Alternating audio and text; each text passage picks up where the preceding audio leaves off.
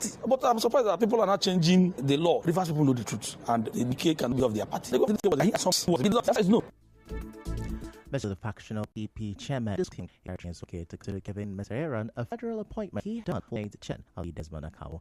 Mr. Hua also congratulated Robinson Ewo on his emergence as the acting chairman of the PDP in River State. In another development, some newly appointed special advisors in Obiakpor local government area have highlighted their contributions since taking office and shared their future expectations.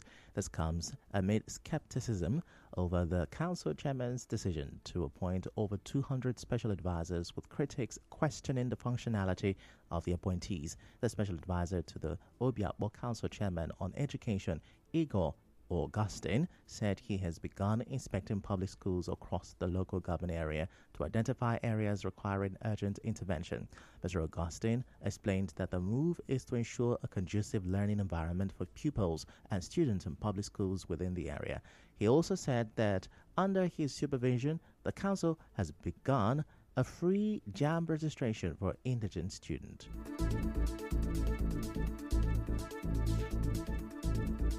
Our chairman have declared zero tolerance of acts of school children, and we are doing everything possible to ensure our children return back to school. And to those parents that don't have the wherewithal to send their children to school, we are seeing how we can come up with an initiative to support them so the children can go back to school. For example, I don't know if you are aware, there's an ongoing free JAMB registration for indigent students in Obiakpor that also captures the non-indigent. Our team also have been on inspection tour to some dilapidated schools in Obiakpor to see how we can renovate and put them in shape for the students to enjoy good and conducive learning environment. The Senior Special Advisor SSA to the Obiakpor Council Chairman Chijoke Humo on Sustainable Development, Nice Alaye Mesiega, also spoke. As an SSA to Chijoke Humo, I would recall that the pursuit of SDG goals in River State before now has remained in a state of comatose until the session and the administration of His Excellency President Mubarak came on board. So our target still remains on no poverty, to end it in all forms of life in itself, zero hunger, good health and well-being for our children, our women and the elderly and the aged, quality education. 2 weeks ago, I went on a call with the supervisor on education, and we've been able to ascertain what they need from the local government chairman.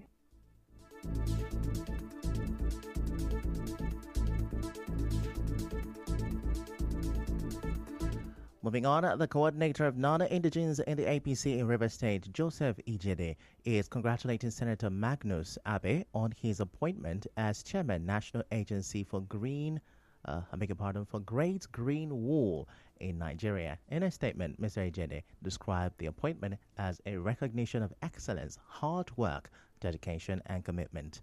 The statement also described Senator Abe, who formerly represented River Southeast in the National Assembly, as a tested and trusted leader who will bring new innovations that will transform the agency into an enviable organization.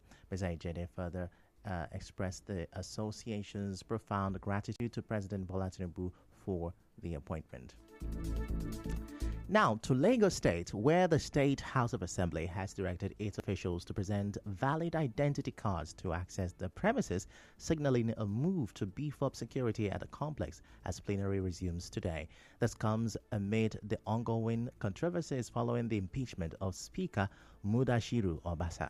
A notice to staff by the acting clerk of the House, Taiwo Otun, said all staff members and legislative aides must present valid identity cards to access the House premises. The new directive comes 2 days after Mr. Obasa broke his silence, insisting that he remained the Speaker until due process was followed.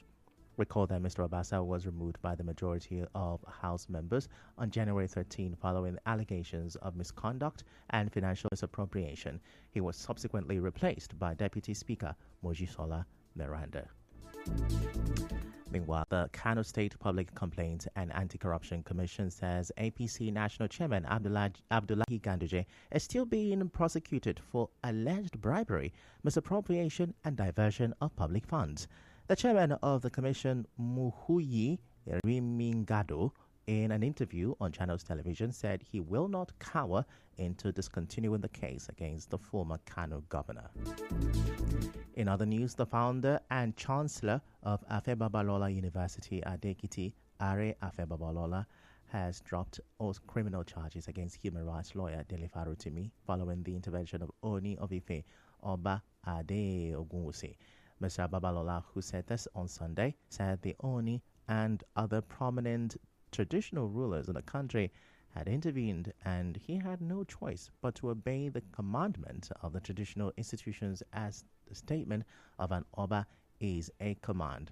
Recall that Mr. Farotimi published a book titled Nigeria and its Criminal Justice System, where he alleged that the ABUAD founder corrupted the judiciary.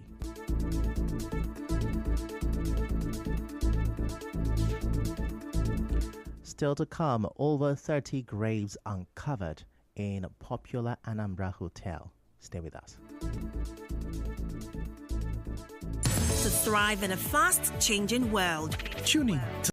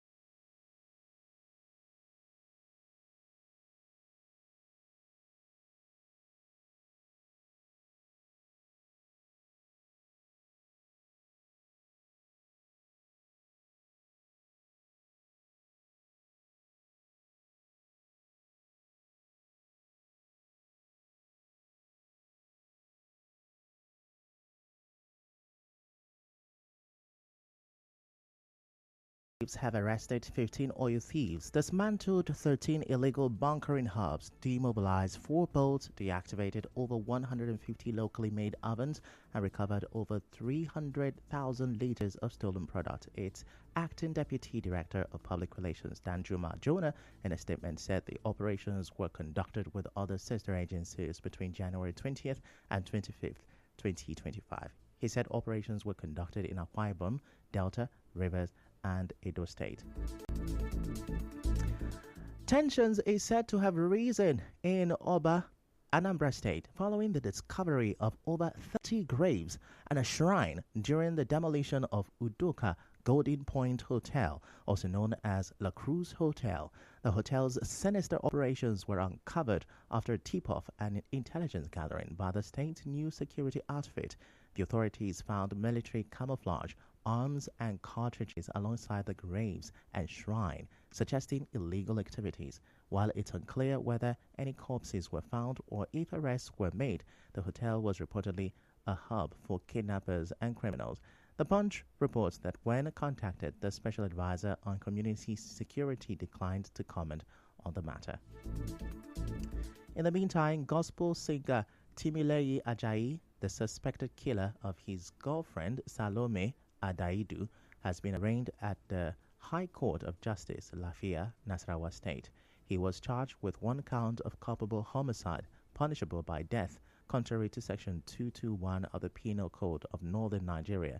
During his arraignment before Justice Simon Aboki, the suspect pleaded not guilty to the allegation.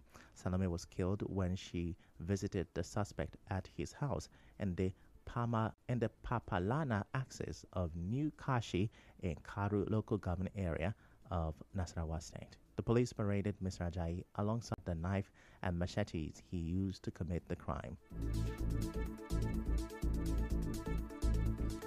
Elsewhere, activist Omoyele Sowore arrived at the Force Intelligence Department headquarters in Abuja this morning for questioning by the police. Mr. Sowore, who arrived at 9:58 a.m., was invited following a viral video he shared, alleging extortion by officers at a checkpoint in Lagos. The police cited multiple allegations against him, including resisting and obstructing public officers, disobedience to lawful orders, cyber-stalking, and acts allegedly aimed at preventing arrest. Away from that, President Bola Tinubu is in Dar es Salaam in Tanzania, attending the Mission 300 Africa Energy Summit, which starts today. The two-day summit is being hosted by the government of Tanzania, the African Union, the African Development Bank Group, and the World Bank Group. President Tinubu is expected to deliver a national statement reaffirming Nigeria's commitment to achieving universal access to energy. And now in business, the Financial Reports Council FRC says Nigeria has not attained the point of a hyperinflationary economy.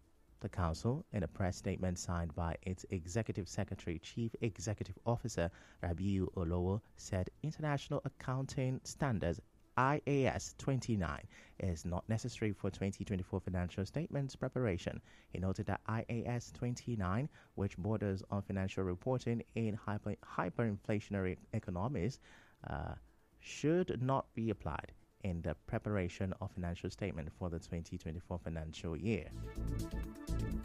And now oil marketers say they are considering moving away from Dangote fuel after the landing cost of imported premium motor spirit PMS dropped to 922 naira 65 kobo per litre on Friday, which is cheaper than Dangote's price of 955 naira per litre. The reduced cost factors in expenses such as shipping, import duties, and exchange rate, making imported petrol more attractive to dealers. The shift could lead to a price reduction for consumers as more marketers may return to importing petrol. The Dangote Petroleum Refinery recently attributed the rise in its petrol price to increased crude oil cost.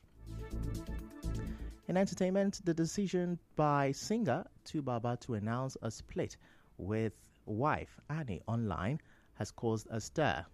Now, he made the announcement yesterday. Nigerian media personality Toke Makinwa expressed her outrage and disappointment in his comment section, stressing that she was on Annie's side. BB Naija star Chloe was also outraged by the announcement and voiced her support for Annie, saying that love is wicked. In sports, Brazil forward Neymar is prepared to give up a large part of his salary to leave Al Hilal and return to former club Santos in his homeland. We go on a short commercial break. When we come back, we'll wrap up the news.